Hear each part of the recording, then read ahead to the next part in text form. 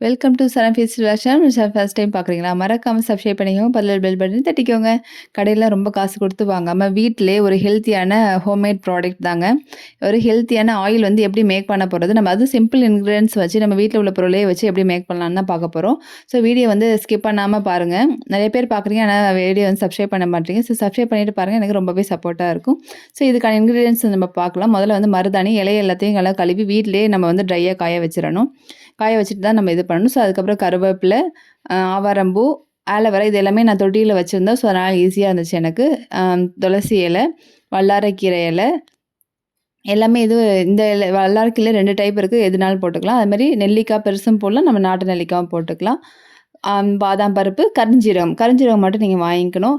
வெந்தயம் அதெல்லாம் வந்து நம்ம வீட்லயே வச்சிருப்போம். ஸோ புதினா இதுவும் நம்ம தொட்டியில உள்ளது தான். ஓ செம்பருத்தி பூ, செம்பருத்தி இலைலாம் ஆல்ரெடி எல்லாருமே வீட்ல வச்சிருப்பாங்க. ஸோ அது ஈஸியா கிடைச்சிரும். கரிசலாங்கண்ணி கீரை மட்டும் எனக்கு கிடைக்கல. ஸோ அது கிடைச்சிச்சுன்னா கண்டிப்பா வந்து அதையும் யூஸ் பண்ணிக்கோங்க. வெந்தயம் வந்து நல்லா முளைக்கட்டி நான் வச்சிருக்கேன். சின்ன வெங்காயம், ஜாதிக்காய் கொஞ்சோண்டு, ஒரே ஒரு அந்த துண்டு வந்து வசம்பு. இது வந்து நம்ம பொடுகுலாம் வராம இருக்கிறதுக்காக தான். கிராம்பு இதுவும் ஹேர் க்ரோத்துக்கு ரொம்பவே நல்லது.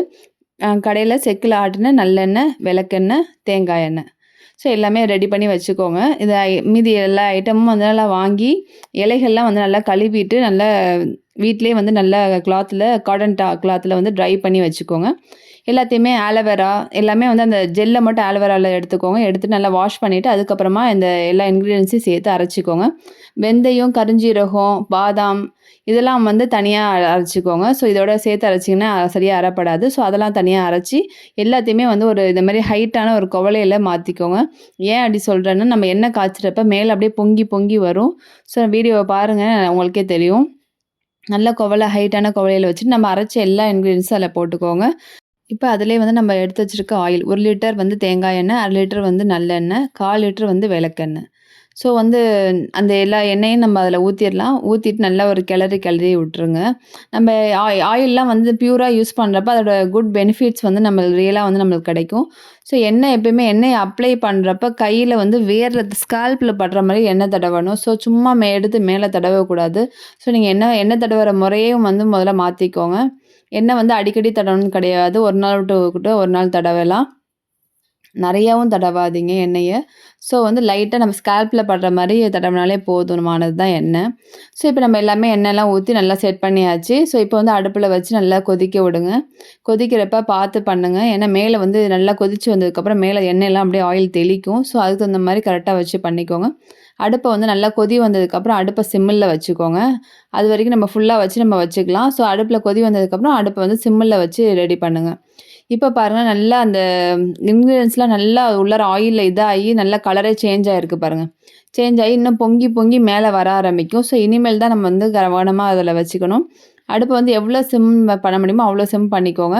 பாருங்க அந்த குவளை ஹைட்டுக்கு அந்த பொங்கி வந்துகிட்டே இருக்கும். ஸோ நம்ம வந்து வாயால ஊதி விட்டுட்டு கரண்டிய வச்சு நல்லா உள்ளார அமுக்கி அமுக்கி விடணும். வெளில வராத மாரி.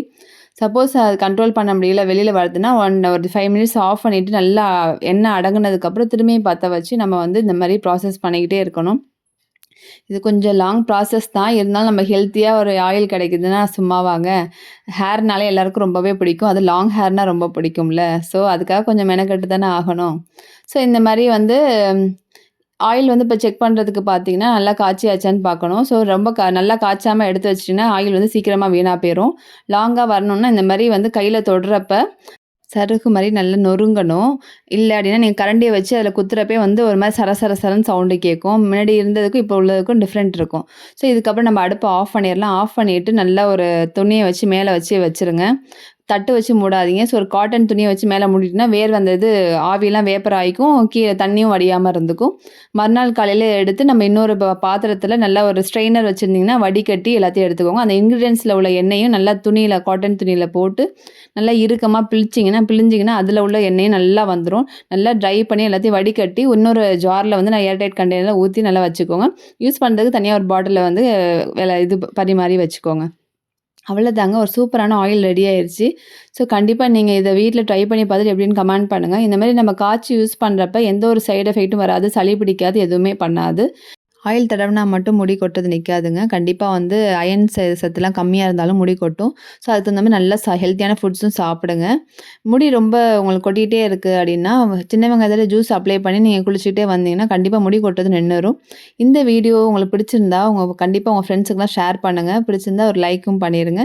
மறக்காம சரஃபீஸ் விலாக சப்ஸ்கிரைப் பண்ணிக்கோங்க. Thank you.